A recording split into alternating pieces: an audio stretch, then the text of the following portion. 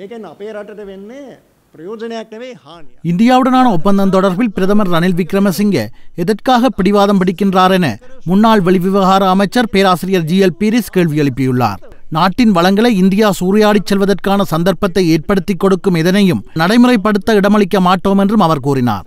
கொழும்பில் நேற்று புதன்கிழமை நடைபெற்ற செய்தியாளர் சந்திப்பில் கலந்து கொண்டு கருத்து தெரிவிக்கும் போதே அவர் இவ்வாறு குறிப்பிட்டார். இந்த செய்தியாளர் சந்திப்பில் அவர் தொடர்ந்தும் கருத்து தெரிவிக்கையில், එදා සීපා ගිවිසුම ගැන සාකච්ඡා තිබුණා.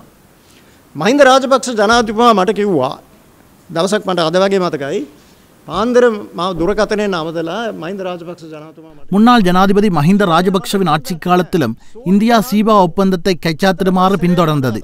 ஆனால் அதற்கு நாட்டில் பாரிய எதிர்ப்புகள் எழுந்தன. மாதுருவாவே சோபித தேரர் பலமுறை தொலைபேசியில் அழைத்து சீபா ஒப்பந்தத்தில் கைச்சாத்திட வேண்டாம் என்று முன்னாள் ஜனாதிபதி மஹிந்த ராஜபக்ஷவிடம் தெரிவித்துள்ளார்.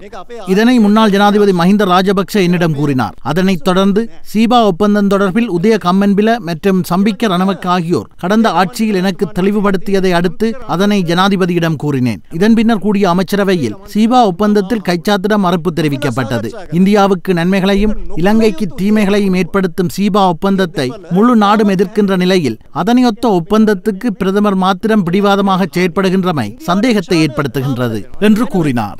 රනිල් වික්‍රමසිංහ මැතිතුමා වගේ කවුරු විරුද්ධ වුණත් අපි මේක කරනවා කරනවාමයි කියන තැන මහින්ද රාජපක්ෂ ජනාධිපතිතුමා හිටියේ නැහැ.